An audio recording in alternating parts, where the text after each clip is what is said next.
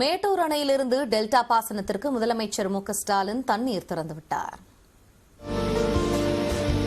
சேலம் மாவட்டம் மேட்டூர் அணையிலிருந்து காவிரி டெல்டா பாசனத்திற்கு ஒவ்வொரு ஆண்டும் ஜூன் மாதம் 12ஆம் தேதி தண்ணீர் திறப்பது வழக்கம்.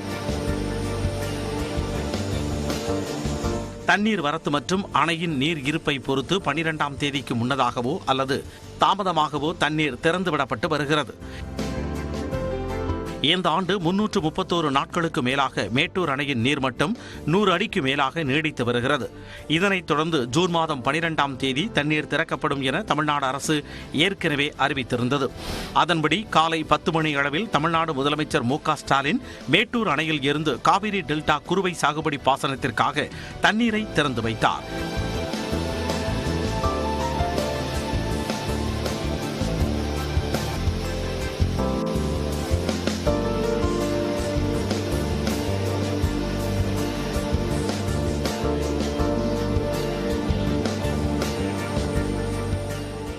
மேட்டூர் அணையின் வலது கரையில் விழா மேடை அமைக்கப்பட்டிருந்தது. அணை திறக்கப்பட்டதும் அணையில் இருந்து சீறி பாய்ந்து வெளியேறிய தண்ணீரை பூக்கள் தூவி முதலமைச்சர் மு.க.ஸ்டாலின் மகிழ்ச்சியுடன் வரவேற்றார்.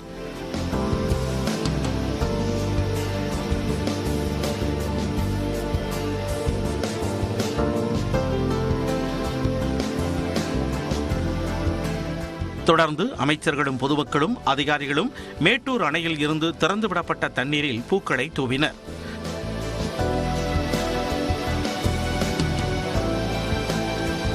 முதலில் 3000 கன அடி தண்ணீர் திறக்கப்பட்ட நிலையில் பின்னர் தண்ணீர் திறப்பு படிப்படியாக அதிகரிக்கப்பட்டது.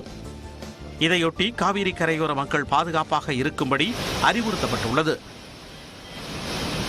நீர்வளத்துறை அமைச்சர் துரைமுருகன், நகராட்சி நிர்வாகத்துறை அமைச்சர் கே.என். நேரு, வேளாண் துறை அமைச்சர் பன்னீர்செல்வம், அதிகாரிகள் உள்ளிட்ட ஏராளமானோர் நிகழ்ச்சியில் பங்கேற்றனர்.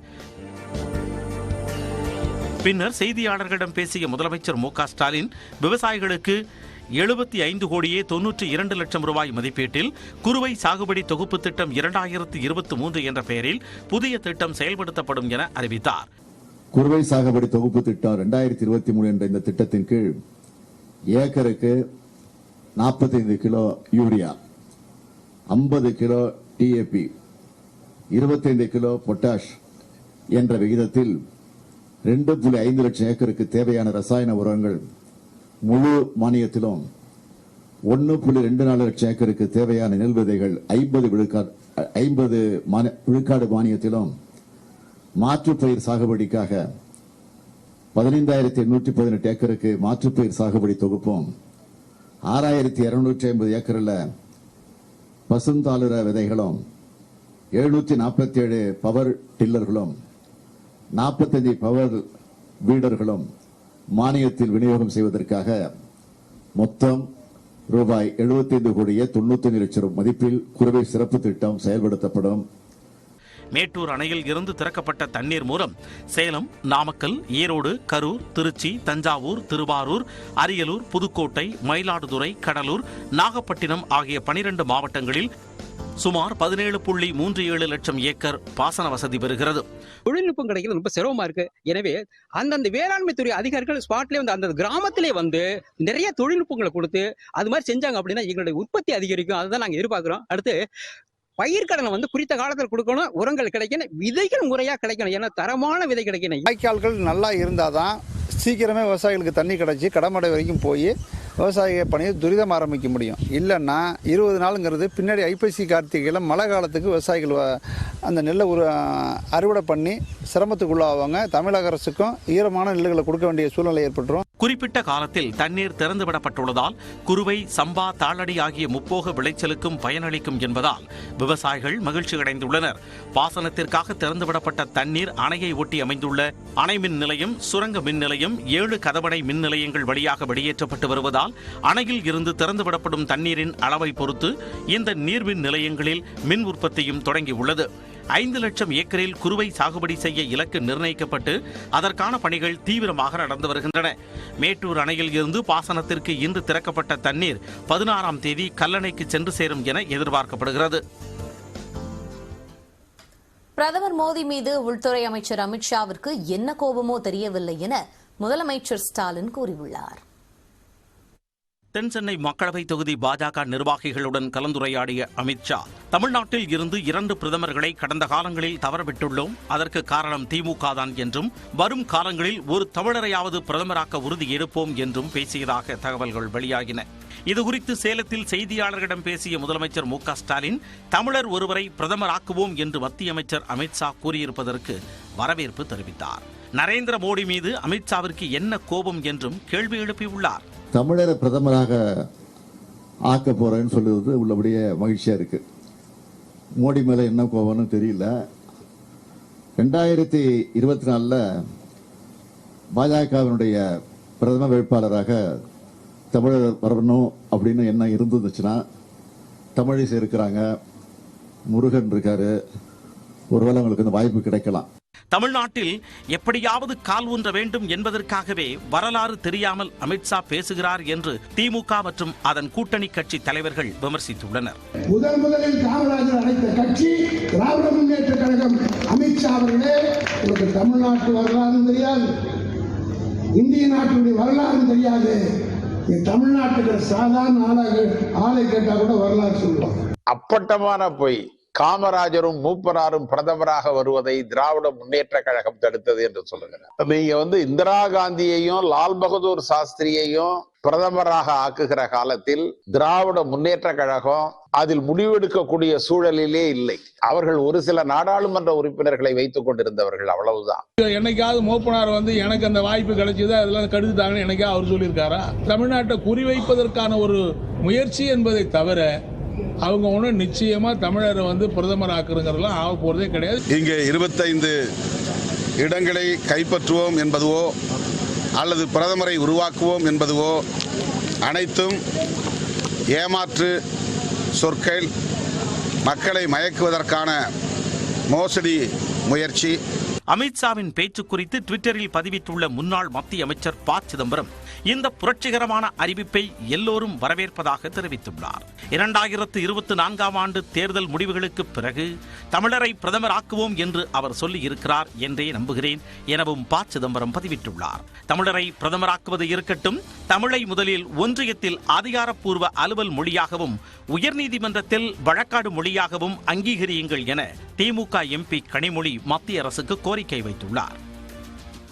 தமிழ்நாட்டிலிருந்து பிரதமராக தகுதி உள்ள ஒரே நபர் எடப்பாடி பழனிசாமி தான் என அதிமுக எம்பி தம்பிதுரை தெரிவித்துள்ளார். கிருஷ்ணகிரியில் செய்தியாளர்களிடம் பேசிய அவர், அதிமுக தொடங்கப்பட்டதன் நோக்கத்தை எடப்பாடி பழனிசாமி நிறைவேற்றுவார் என கூறினார். அவருக்கு அத்தனை தகுதியும் இருக்கிறது. ஆகவே அமித்ஷா அவர்கள் சொன்னது போல ஒரு ஏழ்மை குடும்பத்தில் பிறந்து, ஒரு விவசாயியாக பிறந்து, நாடாளுமன்ற உறுப்பினராகவும் பலமுறை சட்டமன்ற உறுப்பினராகவும் தமிழகத்தை 4 முறை 4 ஆண்டு சிறப்பாக ஆட்சி செய்த ஒரே ஒரு தமிழர் இன்று இருக்கிறார் என்றால் அது கழகத்தினுடைய, எங்களுடைய அதிமுக கழகத்தினுடைய தொண்டரும் கழகத்தினுடைய பொதுச் செயலாளரும் இருக்கின்ற எடப்பாடி பழனிசாமி அவர்கள் தான் சரியான ஒரு வேட்பாளராக கருதுகின்றோம். பொதுநலனுக்கு செலவிடுவதை காட்டிலும் ஹிந்தியை திணிக்கும் முயற்சியில் மத்திய அரசு கவனம் செலுத்தி வருவதாக முதலமைச்சர் மு.க.ஸ்டாலின் குற்றம் சாட்டியுள்ளார். அவர் வெளியிட்டுள்ள ட்விட்டர் பதிவில் முதலமைச்சர் மு.க.ஸ்டாலின் ஹிந்திக்கு மட்டும் மத்திய அரசும் அதன் நிறுவனங்களும் தேவையற்ற முக்கியத்துவம் வழங்கி வருவதாக தெரிவித்துள்ளார். ஹிந்தியை அனைத்து அலுவலகங்களில் நடைமுறைப்படுத்த வேண்டும் என சுற்றறிக்கையை வெளியிட்ட நியூ இந்தியா அஷூரன்ஸ் நிறுவனத்திற்கு கண்டனம் தெரிவித்துள்ள முதலமைச்சர், ஹிந்தி பேசாத மொழி மக்களுக்கு இழைக்கப்பட்ட அவமரியாதைக்கு நியூ இந்தியா அஷூரன்ஸ் நிறுவனத்தின் தலைவர் நேர்ஜா கபூர் மன்னிப்பு கேட்க வேண்டும் என்றும் சுற்றறிக்கையை திரும்பப் பெற வேண்டும் என்றும் வலியுறுத்தியுள்ளார். மேலும் ஹிந்தி திணிப்பை தடுத்து நிறுத்த தமிழ்நாடு அரசும் திமுகவும் எந்த எல்லைக்கும் செல்லும் எனவும் குறிப்பிட்டுள்ளார். மாற்றாந்தாய் மனப்பான்மையை பொறுத்துச் செல்லும் போக்கு இப்போதெல்லாம் மாறிவிட்டது என்றும் அனைத்து மொழிகளுக்கும் சமமாக முக்கியத்துவம் அளிக்கப்பட வேண்டும் என்றும் முதலமைச்சர் தெரிவித்துள்ளார்.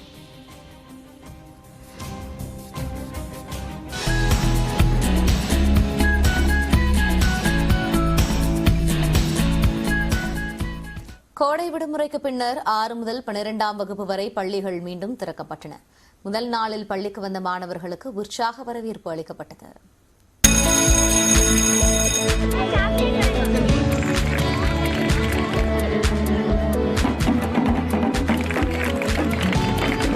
கோடை விடுமுறைக்கு அப்புறம் ஆசிரியர்களையும் என்னோட நண்பர்களையும் பார்க்கறதுல ரொம்ப மகிழ்ச்சியா இருந்துச்சு.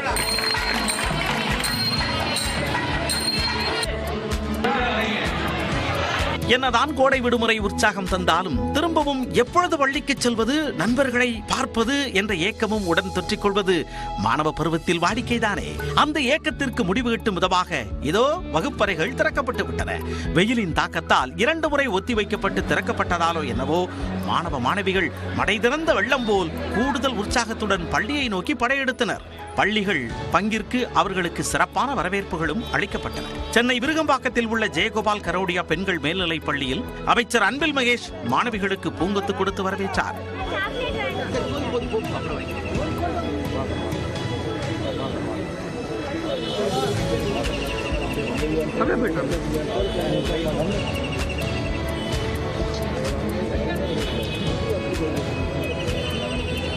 நீண்ட இடைவெளிக்கு பிறகு சக தோழிகள் ஆசிரியர்களை பார்த்து மாணவிகள் உற்சாகம் அடைந்தனர். நான் ரொம்ப ஜாலியாக தான் ஃபீல் பண்ணுறேன். ஸ்கூல் திறக்கிறனால ஹாப்பியாக ஃபீல் பண்ணுறேன். பாப்பா ரொம்ப ஆர்வமாக இருந்தாங்க. லீவு வேறு ஒரு வாரம் தள்ளி போட்டதுனால கொஞ்சம் வெக்ஸான மாதிரி ஆகிட்டாங்க. ஏன் லீவ் விட்டாங்க அப்படிங்கிற மாதிரி 2 டைம் இந்த மாதிரி தள்ளி போட்டலாம். அவங்க கொஞ்சம் இப்போ ரொம்ப ஆர்வமாக இன்றைக்கி ரெடியாகி வரோம். பின்னர் செய்தியாளர்களிடம் பேசிய அமைச்சர் அன்பில் மகேஷ் ஜூலை மாதம் இறுதிக்குள் சீருடை வழங்கப்படும் என்றும் மாணவர்களுக்கு இலவச மடிக்கணினி நிதி நிலைமை சரியான பின்னர் வழங்கப்படும் என்றும் தெரிவித்தார். தகுதி வாய்ந்த தற்காலிக ஆசிரியர்களை எங்கேயுமே நமக்கு கேப் இருக்கக்கூடாது பண்ணிட்டு இருக்காங்க.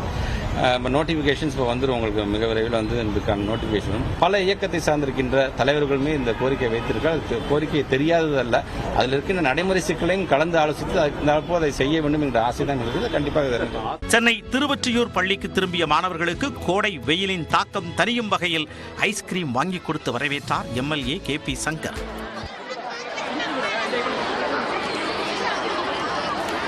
விருத்தாச்சலத்தில் உலக சுற்றுச்சூழல் தினத்தையொட்டியும் கோடை விடுமுறை முடிந்து பள்ளி மீண்டும் துவங்கியதாலும் மாணவ மாணவிகளுக்கு உற்சாகமூட்டும் வகையில் ஓவிய கண்காட்சி மற்றும் போட்டிகளும் அரங்கேறின.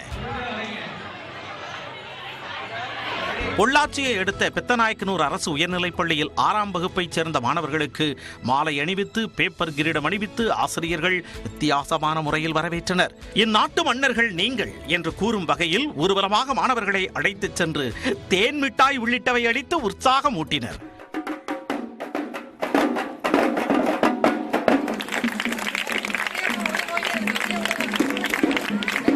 நாகை மாவட்டம் திருக்குவளையில் உள்ள அஞ்சுகம் முத்துவேலர் அரசு மேல்நிலைப் பள்ளியில் ஆரத்தி எடுத்தும் இனிப்புகள் வழங்கியும் வரவேற்ற ஆசிரியர்கள் மாணவ மாணவிகள் உற்சாக களிப்பில் ஆழ்த்தினர். நம்மளையும் இப்படிலாம் வரவேற்கிறாங்களே கோடை விடுமுறை முடிச்சேனான்னு ரொம்ப சந்தோஷமா இருந்துச்சு. கோடை விடுமுறைக்கு அப்புறம் ஆசிரியர்களையும் என்னோட நண்பர்களையும் பார்க்கறதுல ரொம்ப மகிழ்ச்சியா இருந்துச்சு. பள்ளி திறப்பை முன்னிட்டு அரசு பள்ளியே நம்ம அடையாளம் என்ற பாடலை பாடி கோவில்பட்டி அரசு பள்ளி மாணவிகள் அசத்தினர்.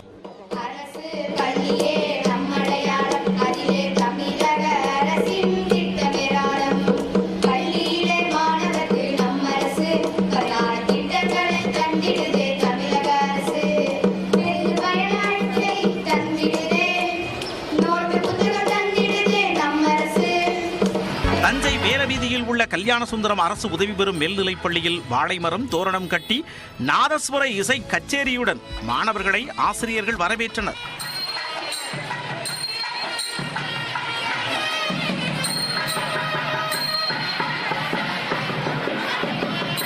மயிலாடுதுறை, தருமபுரி, திருப்பூர், சிவகங்கை, நெல்லை, கடலூர் உள்ளிட்ட மாவட்டங்களிலும் பள்ளிக்கு வந்த மாணவ மாணவிகளுக்கு மலர்கள், இனிப்புகள் கொடுத்து இன்முகத்துடன் ஆசிரியைகள் வரவேற்றனர். வசதிகளின்றி மக்கள் பாதிக்கப்படுவது தொடர்கதையாகி வருகிறது. இந்நிலையில் கழிவுநீர் லாரிகளின் வேலை நிறுத்தத்தால் சாலைகளில் கழிவுநீர் வழிந்தோடும் அவல நிலை ஏற்பட்டுள்ளது.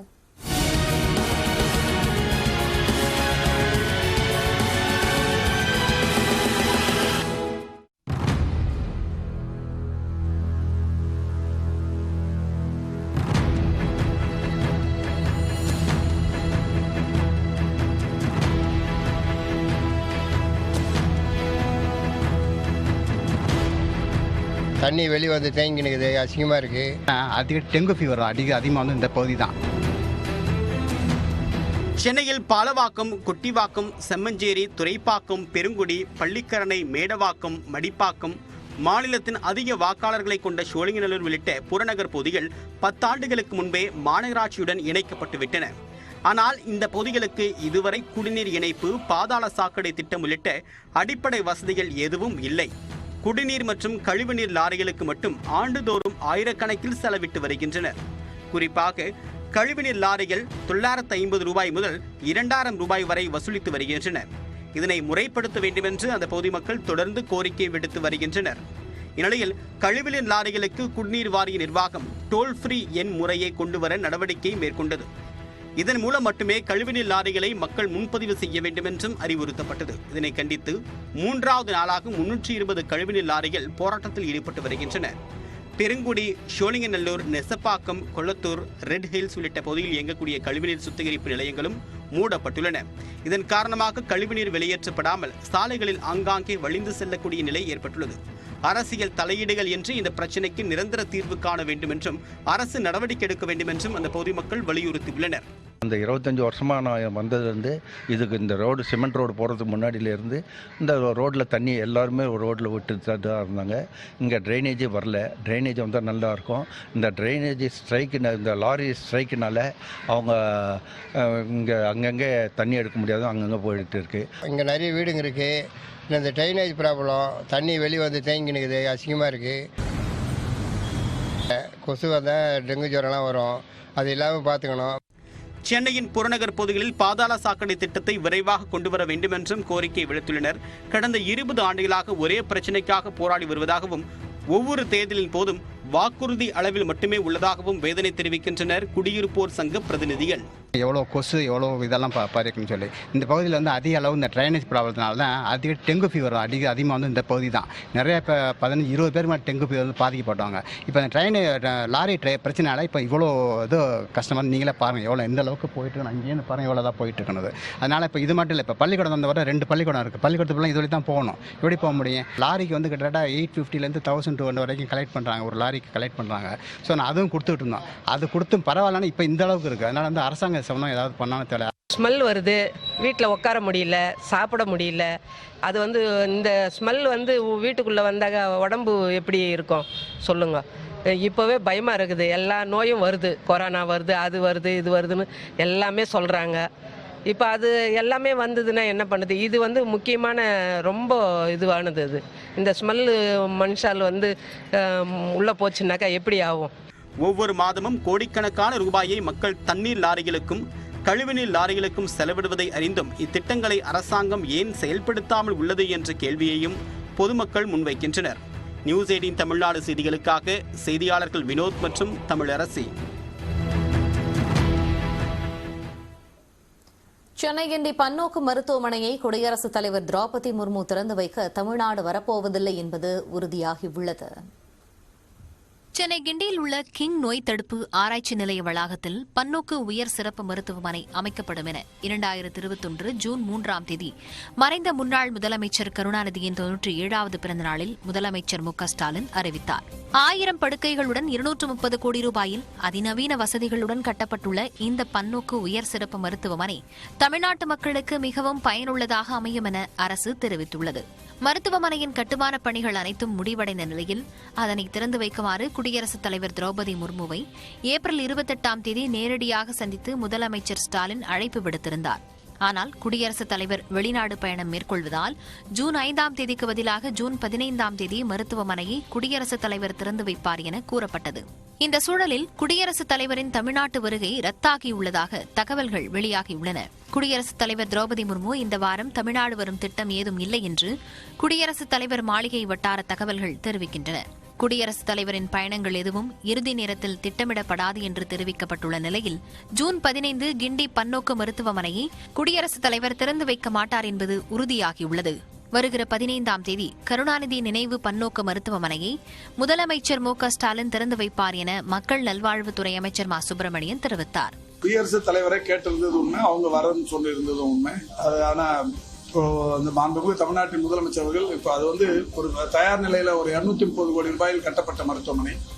230 கோடி ரூபாயில கட்டப்பட்டது மட்டுமல்ல, 146 கோடியில வந்து எக்யூப்மெண்ட்ஸும் வாங்கி கொடுத்துருக்கிறோம். ஒரு 376 கோடி ரூபாயில் கட்டப்பட்டு தயார் நிலையில் இருக்கிற மருத்துவமனை திறப்பு விழாவுக்காக நீண்ட நாட்கள் காத்திருப்பது என்பது ஒரு சரியான ஒன்றாக இருக்காது. மக்களின் வரிப்பணத்தில் கட்டப்பட்டிருக்கிற மருத்துவமனையை, அதுவும் அந்த மல்டி ஸ்பெஷாலிட்டி அந்த மருத்துவமனை மக்களுக்கு ஒரு பெரிய அளவில் ஒரு உபயோகரமாக இருக்க போகிற மருத்துவமனை. எனவே 15ஆம் தேதி திறக்க நடவடிக்கை எடுக்கப்பட்டிருக்கிறது. அவர் பங்கேற்பாரா இல்லை என்பது இன்னும் 1-2 நாட்களில் தெரிய வரும். இருந்தாலும் குறிப்பிட்ட அந்த தேதியில் மாண்புமிகு தமிழ்நாட்டின் முதல்வர் அவர்கள் 15ஆம் தேதி திறந்தார். கிண்டி பன்னோக்கு மருத்துவமனை தரைதளம் மற்றும் 6 மேல் தளங்களுடன் சுமார் 51,429 சதுர மீட்டர் பரப்பில் கட்டப்பட்டுள்ளது. அங்கு இதயம், நெஞ்சகம், சிறுநீரகம், மூளை நரம்பியல், இரத்த நாளங்கள், குடல் இரைப்பை, புற்றுநோய் ஆகிய பிரிவுகளுக்கான அறுவை சிகிச்சை துறைகள் அமைக்கப்பட்டுள்ளன. தொடர்ந்து 1 நிமிட செய்திகளை பார்க்கலாம். மத்திய பிரதேச மாநில தேர்தல் களம் சூடுபிடித்துள்ள நிலையில் காங்கிரஸ் பொதுச் செயலாளர் பிரியங்கா காந்தி ஜபல்பூரில் தேர்தல் பணிகளை தொடங்கியுள்ளார். 230 சட்டமன்ற தொகுதிகளை கொண்ட மத்திய பிரதேசத்தில் தேர்தலுக்கு இன்னும் 5 மாதங்களே உள்ள நிலையில் தற்போதைய ஆளும் பாஜகவும் காங்கிரசும் தேர்தலுக்கான பணிகளை தொடங்கியுள்ளன. பழங்குடியினர் அதிகம் வசிக்கும் ஜபல்பூர் மற்றும் சுற்றுவட்டாரங்களிலிருந்து பரப்புரையை பிரியங்கா காந்தி தொடங்கியுள்ளார். முன்னதாக ஜபல்பூர் வந்த பிரியங்கா காந்திக்கு காங்கிரஸ் கட்சி நிர்வாகிகள் உற்சாக வரவேற்பு அளித்தனர். ஜபல்பூர் வந்த பிரியங்கா நர்மதை நதிக்கு சென்று பூஜை செய்தார்.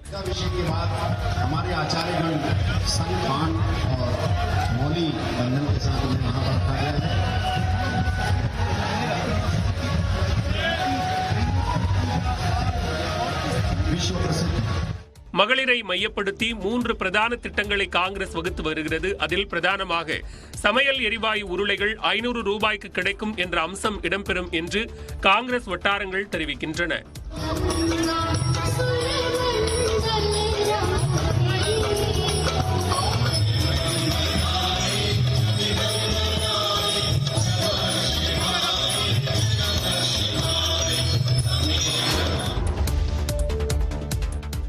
கருணாநிதியின் மகனாக இல்லாமல் இருந்திருந்தால் மு.க. ஸ்டாலின் தமிழ்நாடு முதலமைச்சராக இருக்க முடியாது என்று தமிழக பாஜக தலைவர் அண்ணாமலை விமர்சித்துள்ளார். சென்னை விமான நிலையத்தில் செய்தியாளர்களை சந்தித்த அண்ணாமலை புதிய அமைச்சர்கள் கூட வாரிசுகளாக நியமிக்கப்படுவதால் திமுகவில் 2ஆம் கட்ட தலைவர்கள் ஸ்டாலின் மீது அதிருப்தியில் உள்ளதாக கூறினார். எனவே அவர்கள் கனிமொழியின் பக்கம் சென்று கொண்டிருப்பதாக தெரிவித்தார். எல்லா இடத்திலையும் குறுநில மன்னர்களாக திருச்சிக்கு ஒருத்தர், சென்னைக்கு ஒருத்தர், கோயம்புத்தூருக்கு ஒருத்தர் குறுநில மன்னர்களை உருவாக்கிவிட்டு அவர்களுக்கு பிறகு அவர்களுடைய குழந்தைகள் அப்படின்னு இருக்கிற அந்த கட்சியினுடைய தலைவராக இருந்து வெட்கப்பட வேண்டும். கருணாநிதியினுடைய மகனாக இல்லை என்றால் இன்னைக்கு ஸ்டாலின் என்பவர் இந்த பதவியில் உட்கார்றதுக்கு வாய்ப்பே இல்லை. முதலமைச்சருக்கே பயம். அவரை தாண்டி அடுத்த திமுகவினுடைய தலைவராக சகோதரி கனிமொழி கருணாநிதி அவர்கள் வருவதற்கு தயாராகிவிட்டார். ஏன்னா இப்ப கட்சியே கனிமொழி அவங்களை நோக்கி போயிட்டு இருக்கு. நம்ம எல்லாருமே பார்க்க முடியுது. கட்சியில் இருக்கக்கூடிய 2ஆம் மட்ட தலைவர்கள் எல்லாமே திமுக பெரிய அதிருப்தி அவங்களுக்கு. மேலும் தமிழ்நாட்டில் பாஜக 25 இடங்களில் வெற்றி பெற வேண்டும் என்று அமித்ஷா பேசியதற்கு அதிமுக மூத்த தலைவர்கள் செம்மலை, ஜெயக்குமார் ஆகியோர் கூறிய கருத்து குறித்து அண்ணாமலையிடம் கேள்வி எழுப்பப்பட்டது. அதற்கு பதிலளித்த அவர் 2024ஆம் ஆண்டில் தேசிய ஜனநாயக கூட்டணி மீண்டும் ஆட்சியை தக்க வைக்க வேண்டும் என்பதே தங்களது இலக்கு என்று கூறினார். ஆட்சிக்கு வந்து 2 ஆண்டுகள் கடந்தும் அதிமுக ஆட்சியில் கொண்டுவரப்பட்ட திட்டங்களுக்கே திமுக அரசு திறப்பு விழா காண்பதாக எதிர்க்கட்சித் தலைவர் எடப்பாடி பழனிசாமி விமர்சித்துள்ளார். எடப்பாடி பழனிசாமி வெளியிட்டுள்ள அறிக்கையில் சேலத்தில் முதலமைச்சர் மு.க. ஸ்டாலினால் திறந்து வைக்கப்பட்ட பெரும்பாலான திட்டங்கள் அதிமுக ஆட்சியில் கொண்டுவரப்பட்டவை என குறிப்பிட்டுள்ளார். அதிமுக ஆட்சியின் போது கட்டப்பட்ட சேலம் பேருந்து நிலையத்திற்கு கருணாநிதி பெயர் சூட்டப்பட்டதையும் அவர் சுட்டிக்காட்டியுள்ளார். நாடாளுமன்ற தேர்தல் பற்றியே சிந்திக்கும் முதலமைச்சருக்கு தமிழ்நாடு மக்களை பற்றி சிந்திக்க நேரமேது எனவும் இபிஎஸ் தெரிவித்துள்ளார். பொறுப்புள்ள எதிர்க்கட்சியாக அரசின் திறமையின்மை, தோல்விகளை மக்களிடம் எடுத்துரைப்போம் என்றும் எடப்பாடி பழனிசாமி தனது அறிக்கையில் குறிப்பிட்டுள்ளார். அதிமுக பொதுக்குழு தீர்மானங்கள் தொடர்பான வழக்கில் எடப்பாடி பழனிசாமி தரப்பு வாதங்கள் நிறைவடைந்த நிலையில் வழக்கு 15ஆம் தேதிக்கு ஒத்திவைக்கப்பட்டது. அதிமுக பொதுக்குழு தீர்மானங்கள் மற்றும் பொதுச் செயலாளர் தேர்தலை எதிர்த்து ஓபிஎஸ் தரப்பினர் தாக்கல் செய்த மேல்முறையீட்டு வழக்குகள் நீதிபதிகள் மகாதேவன், முகமது சஃபீக் அடங்கிய அமர்வில் 6வது நாளாக விசாரணைக்கு வந்தன. அப்போது இபிஎஸ் தரப்பில் ஆஜரான மூத்த வழக்கறிஞர் விஜய் நாராயண் உச்சபட்ச அதிகாரம் கொண்ட பொதுக்குழுவுக்கு ஒருங்கிணைப்பாளர் மீது நடவடிக்கை எடுக்க அதிகாரம் உள்ளது என கூறினார். ஒருங்கிணைப்பாளராக இருந்தபோது எந்த விளக்கமும் கேட்காமல் தனது சகோதரரை ஓபிஎஸ் கட்சியை விட்டு நீக்கியதாக சுட்டிக்காட்டிய அவர் அதே நடைமுறைதான் ஓபிஎஸ் நீக்கத்திலும் பின்பற்றப்பட்டிருப்பதாக தெரிவித்தார். ஓபிஎஸ் கட்சி லெட்டர் பேடை தவறாக பயன்படுத்தி கட்சி நிர்வாகிகளை நீக்கி வருவதாகவும் இந்த வழக்கில் முடிவு வரும் வரை அவர் மீது எந்த நடவடிக்கையும் வேண்டாம் என தவிர்த்து வருவதாகவும் கூறினார்.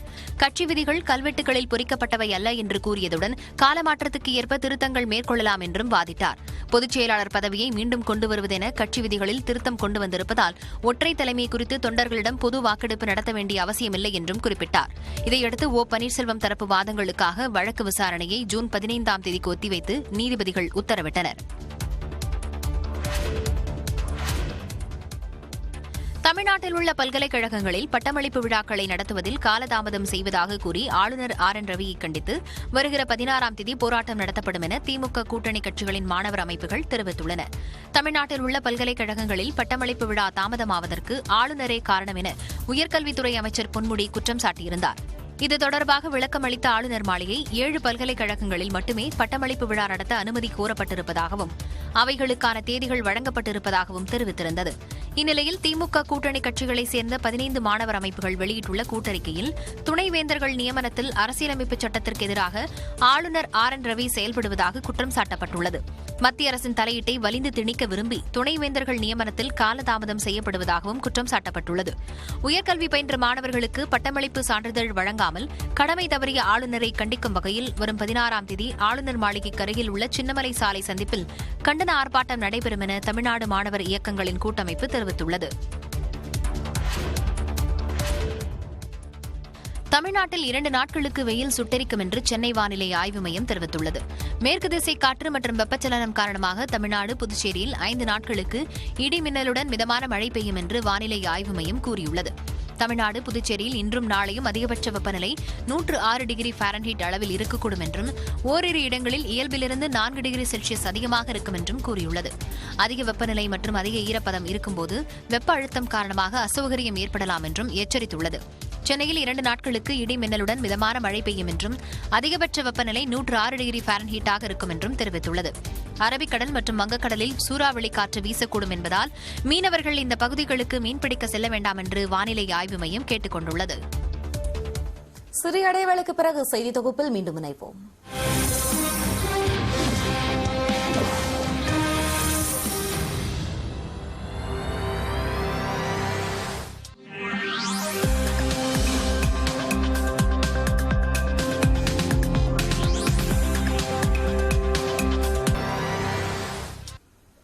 அண்ணாமலை நாவடக்கத்துடன் பேச வேண்டும் என அதிமுக முன்னாள் அமைச்சர் ஜெயக்குமார் கூறியுள்ளார். தலைவர் பதவிக்கு தகுதி இல்லாதவர் அண்ணாமலை என்றும் ஜெயக்குமார் கடுமையான விமர்சனங்களை முன்வைத்துள்ளார்.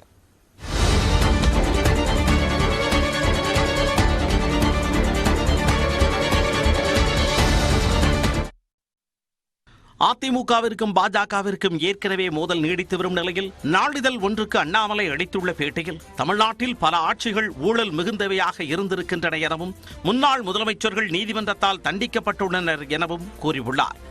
எனவே ஊழல் மிகுந்த மாநிலங்களில் ஒன்றாக தமிழ்நாடு உள்ளது என்றும் அண்ணாமலை தெரிவித்துள்ளார். இந்தியாவின் ஊழல் மிக்க மாநிலங்களில் தமிழ்நாட்டிற்கு முதலிடம் என்று கூட சொல்வேன் என்றும் அண்ணாமலை தனது பேட்டியில் குறிப்பிட்டுள்ளார். கட்சியின் பெயரை தான் குறிப்பிட விரும்பவில்லை என்றும் ஆனால் மக்கள் பணத்தை சுரண்டினால் கேள்வி கேட்போம் என்றும் அண்ணாமலை கூறியுள்ளார். அண்ணாமலையின் இந்த கருத்துக்கள் அதிமுகவில் பெரும் புயலை கிளப்பியுள்ளது. அவருக்கு பதிலளித்துள்ள முன்னாள் அமைச்சர் ஜெயக்குமார், அண்ணாமலை நாவடக்கத்துடன் பேச வேண்டும், கூட்டணி தர்மத்தை மீறி பேசுகிறார், மாநில தலைமைக்கு தகுதியில்லாதவர் என கடுமையாக சாடினார். பொன் ராதாகிருஷ்ணன் சரி, அதே போல திரும்ப தமிழிசை கவர்னர் இருந்தாலும் சரி, முருகன் ஒரு மாநில தலைவர் என்ற தகுதிக்கு உரியவராக இருந்தார்கள். ஆனால் கிஞ்சித்தும் கூட ஒரு மாநில தலைவருக்கு தகுதி இல்லாதவர் தான் இந்த அண்ணாமலை. எனவேதான் வாய்க்கு வந்தபடி பேசுவது. ஒரு திமுக நம்முடைய பிரதான எதிரி திமுக, அவர்களை விமர்சனம் செய்வதை விட்டுவிட்டு ஒரு தோழமையை போய் விமர்சனம் செய்வது என்பது நிச்சயமாக எந்த நிலையிலுமே ஏற்றுக்கொள்ள முடியாத செயலாகத்தான் நிச்சயமாக நாங்கள் கருதுகின்றோம். அண்ணாமலையின் செயல்பாடு அதிமுக பாஜக கூட்டணி தொடரக்கூடாது என்பது போல் உள்ளதாக சாடிய ஜெயக்குமார், கத்துக்குட்டியாக இருக்கிற அண்ணாமலைக்கு வரலாறும் தெரியாது, பாரம்பரியமும் தெரியாது என கண்டனம் தெரிவித்தார். கத்துக்குட்டியாக இருக்கின்ற திரு அண்ணாமலைக்கு ஒரு வரலாறும் தெரியாது, அதே போல ஒரு பாரம்பரியம் தெரியாது, தன்னை முன்னிலைப்படுத்திக் கொள்ள வேண்டும் என்ற ஒரே நோக்கத்தோடு அனைத்து இந்திய அண்ணா திராவிட முன்னேற்ற கழகத்தின் மீது அவ்வப்போது சேட்டை வாருகின்ற அந்த செயல் என்பது மிக வன்மையாக கண்டிக்கத்தக்க ஒரு விஷயமாகும். தன்னை மட்டும் முன்னிலைப்படுத்திக் கொள்ள வேண்டும் என நினைத்து அண்ணாமலை செயல்படுவதாக குற்றம் சாட்டிய ஜெயக்குமார், அரசியலில் அதிமுக ஆலமரம், பாஜக வெறும் செடிதான் என தெரிவித்தார். வாய் நீளம், அதே போல் நாக்கு நீளம், வாய் சவடாலு, அதே போல் நாவடக்கல்ல, இதுக்கெல்லாம் வாங்கி கட்டியிருக்காரு அவர். இப்பவும் சொல்றேன், இனிமேல ஏதாவது பேசினார்னா கண்டிப்பா வாங்கி கட்டிப்பார். இவரை பொறுத்தவரை எங்களோட கூட்டணி வேணான்றாங்க. பிரைம் மினிஸ்டர் வரக்கூடாது, நரேந்திர மோடி வராததுக்கு என்னென்ன பண்ண முடியும் அத்தனையும் பண்றாரு இவரு. உண்மையிலே உளப்பூர்வமா இவர் வந்து ஒரு ஹானஸ்டா பிஜேபி லீடரா இருந்தா கண்டிப்பா என்ன பண்ணுவோம், எங்களோட இணக்கமா இருந்து இன்னைக்கு நாங்க வந்து பெருமளவில் ஒரு செல்வாக்கு பெற்ற மிகப்பெரிய இயக்கம். அதிமுக பொறுத்தவரை பெரிய ஆலமரம், பிஜேபி செடி. கூட்டணியில் இருந்தால் அதிமுக நிழலில்தான் பாஜக இருக்க வேண்டும் என கூறிய ஜெயக்குமார், பிரதமராக மோடியே வரக்கூடாது என அண்ணாமலை நினைப்பதாக சாடினார். என்ன கனவு இன்றைக்கு வந்து அனைத்து இந்திய அண்ணா திராவிட முன்னேற்ற கழக தோழர்கள் ஒரு கூட்டணி தர்மத்தின் அடிப்படையில் அந்த கூட்டணி தர்மத்தின் அடிப்படையிலே மாண்புமிகு பாரத பிரதமர் அவர்கள் திரு நரேந்திர மோடி அவர்கள் பிரதமராக வர வேண்டும் என்ற அந்த எண்ணம் இருக்கு. அப்போ இவருடைய செயல்பாடு பொறுத்தவரை நாம் பார்க்கும்போது பிஜேபி அதிமுக தொடரக்கூடாது, பிஜேபி அதிமுக தொடரக்கூடாது, அதே நேரத்தில் வந்து பிரைம் மினிஸ்டரா வந்து திரு நரேந்திர மோடி வரக்கூடாது என்ற ஒரு நிலையில் தான் இவர் வந்து போறாரா அண்ணாமலை? அப்படிதான் தெரியுது இன்னைக்கு. அண்ணாமலை கர்நாடகா சென்ற ராசி பாஜக தோற்றுவிட்டது. எங்கள் நிழலில் இருந்துதான் 4 எம்எல்ஏக்கள் பாஜகவுக்கு கிடைத்துள்ளனர். அந்த நன்றியை அண்ணாமலை வரக்கூடாது. கூட்டணி குறித்து மறுபரிசீலனை செய்வோம் என கூறியது தனது தனிப்பட்ட கருத்து அல்ல என்றும் கட்சியின் கருத்தும் அதுதான் என்றும் ஜெயக்குமார் தெரிவித்தார். வரலாறு தெரியாமல் முன்னாள் முதலமைச்சர் ஜெயலலிதாவை தரக்குறைவாக விமர்சித்துள்ளது அண்ணாமலையின் அரசியல் முதிர்ச்சியின்மையை காட்டுகிறது என்றும் ஓ பன்னீர்செல்வம் சாடியுள்ளார். மறைந்த முன்னாள் முதலமைச்சர் ஜெயலலிதா குறித்து அவதூறாக பேசியதற்கு கண்டனம் தெரிவித்துள்ள அவர், உண்மை உணராமல் மனம் போன போக்கில் பேசுவதை அண்ணாமலை நிறுத்திக் கொள்ள வேண்டும் என தெரிவித்துள்ளார். வரலாறு தெரியாமல் அண்ணாமலை விமர்சனம் செய்வதாக குறிப்பிட்டுள்ள ஓ பன்னீர்செல்வம், அண்ணாமலையின் கருத்து அதிமுகவினருக்கிடையே கொந்தளிப்பை ஏற்படுத்தியிருப்பதாக தெரிவித்தார். அரசியலிலிருந்து ஜெயலலிதாவை ஓரம் கட்டவே திமுக பொய் வழக்கு போடப்பட்டதாகவும் 2014 தேர்தலில் பாஜகவிற்கு பெரும்பான்மை கிடைக்காதிருந்ததால் ஜெயலலிதா பிரதமராகி இருப்பார் எனவும் கூறினார். முன்னாள் முதலமைச்சர் ஜெயலலிதாவை தரக்குறைவாக விமர்சித்துள்ளது அண்ணாமலையின் அரசியல் முதிர்ச்சியின்மையை காட்டுகிறது என்றும் ஓ பன்னீர்செல்வம் சாடியுள்ளார். இதனிடையே புதுச்சேரியில் அண்ணாமலையை கண்டித்து அதிமுகவினர் போராட்டத்தில் ஈடுபட்டனர். அதிமுக தலைமை அலுவலகத்தில் நடைபெற்ற இந்த போராட்டத்தில் அண்ணாமலைக்கு எதிராக முழக்கங்கள் எழுப்பப்பட்டன. இதே நிலை தொடர்ந்தால் பாஜகவுடனான கூட்டணியை பரிசீலனை செய்ய வேண்டும் என்று எடப்பாடி பழனிசாமிக்கு அவர்கள் வலியுறுத்தினர். அண்ணாமலையை கண்டிக்கிறோம். பேசாதே பேசாதே பேசாதே பேசாதே மீறாதே மீறாதே மீறாதே மீறாதே கூட்டணி தர்மத்தை மீறாதே.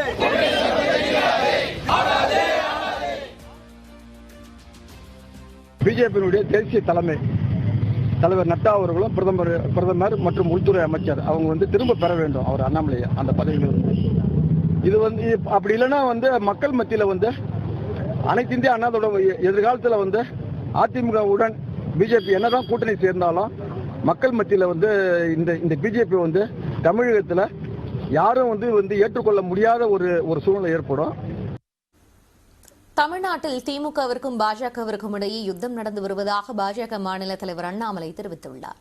கிருஷ்ணகிரி மாவட்டம் ஹொசூரில் மத்திய பாஜக அரசின் 9 ஆண்டு கால சாதனை விளக்க பொதுக்கூட்டம் நடைபெற்றது. இதில் கலந்து கொண்ட பின்னர் மேடையில் பேசிய பாஜக மாநில தலைவர் அண்ணாமலை, மத்திய அரசின் திட்டங்களால் தமிழ்நாட்டு மக்கள் பயன்பெறுவதை பொறுக்க முடியாமல் பாஜக மீது முதலமைச்சர் குறை கூறி வருவதாக விமர்சித்தார். சென்னை பெங்களூரு விரைவுச்சாலை பணிகள் தாமதமாக்குவதற்கு திமுக அரசு 40% கமிஷன் கேட்பதே காரணம் என்றும் குற்றம் சாட்டினார். தமிழ்நாட்டில் இன்னைக்கு யுத்தம் நடந்து கொண்டிருப்பது களத்தில் திராவிட முன்னேற்ற கழகத்திற்கும் பாரதிய ஜனதா கட்சிக்கும் களத்தில் யுத்தம் நடந்து கொண்டிருக்கிறது. நிச்சயமாக பாரதிய ஜனதா கட்சி இந்த யுத்தத்திலே வெல்லும், அதில் எந்த மாற்று கருத்தும் இல்லை. 50 வயதில் முதலீடு செய்வது எப்படி? இன்றைய நாணயம் பகுதியில் விளக்குகிறார் சிறப்பு செய்தியாளர் விஷ்ணுராஜ்.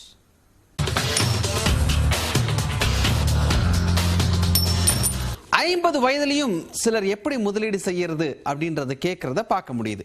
50 வயது அப்படிங்கிறது ஓய்வு பெறக்கூடிய காலகட்டம் அப்படிங்கிறதால முதலீட்டில் ரொம்ப கவனமா இருக்கணும்.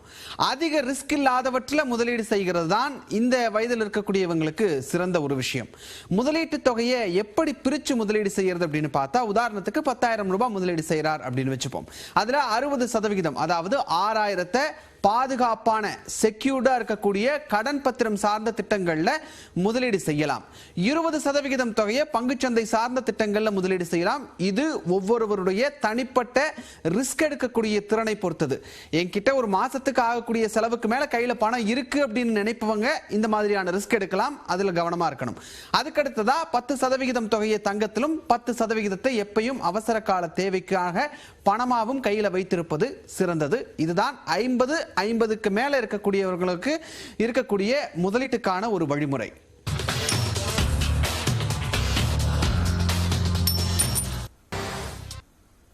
கட்சியை விட தாம் தான் பெரியவன் என எண்ணும் அண்ணாமலை 2 மாதத்தில் எங்கே போவார்னு தெரியாதென முன்னாள் எம்எல்ஏவான எஸ்பி சேகர் தெரிவித்துள்ளார். எமது செய்தியாளர் வேல்முருகனுக்கு பேட்டியளித்த அவர், தலைவராக இருந்தும் எம்எல்ஏவாக கூட அண்ணாமலையால் வெற்றி பெற முடியவில்லை என்றார். அண்ணாமலை குறிப்பாக முன்னாள் முதலமைச்சர் ஜெயலலிதா அவங்கள கடுமையாக விமர்சனம் செய்துட்டார் அப்படின்னு சொல்லி அதிமுகவுடைய பல நிர்வாகிகள் குற்றம் சாட்டி இருக்கிறாங்க. எப்படி பார்க்குறீங்க? அது அண்ணாமலையுடைய பர்சனல் நோக்கமே கட்சியை விட நான் பெரியவன் அப்படின்னு காட்டிக்கணுங்கிற ஒரு வாய் ஜாஸ்தி. அதனால தான் அவர் அந்த மாதிரிலாம் பேசுகிறாரு. அதே விட நான் மோடி அமித்ஷாவோட பெரியவன்னு தமிழ்நாட்டில் காட்டிக்கணும் தான் மாதம் 50-60 லட்ச ரூபா செலவழித்து அவரை ப்ரமோட் பண்ணிக்கிறாரு. அண்ணாமலை யாரையாவது மரியாதை குறைவாக பேசினா அது அவர் வந்த வழி.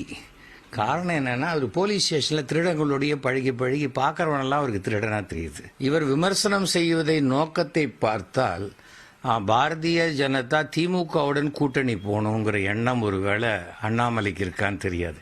இவர் இவருக்கு பின்னாடி 25 எம்பி இருப்பாங்கன்னா அது கண்டிப்பாக நடக்கும். ஏன்னா எங்கேயாவது 25 எம்பி நின்றுட்டு இருந்தா அதுக்கு முன்னாடி போய் இவர் நின்று ஒரு ஃபோட்டோ எடுத்துக்கலாம். எனக்கு பின்னாடி 25 எம்பி இருக்காங்கன்னு பெருமையாக சொல்லலாமே தவிர அண்ணாமலை முயற்சியால் 100 ஓட்டு கூட வாங்க முடியாது. அதே போல் நேற்றுக்கு இவர் அமித்ஷா வந்திருக்கிறார், அண்ணாமலை பற்றி பெருசாக சொல்லியிருக்காரு. அப்புறம் வெயிட் பண்ணுவோம், ஒரு 2 மாதம் வெயிட் பண்ணி பார்ப்போம். அடுத்து அவர் ஜெயிலுக்கு போவாரு. அவர் ஜெயிலுக்கு போவாரா, கட்சி விட்டு போவாராங்கிறது அடுத்தது. கொலம்பியாவில் விமான விபத்தில் சிக்கிய 4 குழந்தைகள் 40 நாட்களுக்கு பிறகு மீட்கப்பட்ட அதிசயம் உலகையே திரும்பி பார்க்க வைத்திருக்கிறது. விமான விபத்தில் சிக்கியிருந்த நிலையில் இறக்கும் தருவாயில்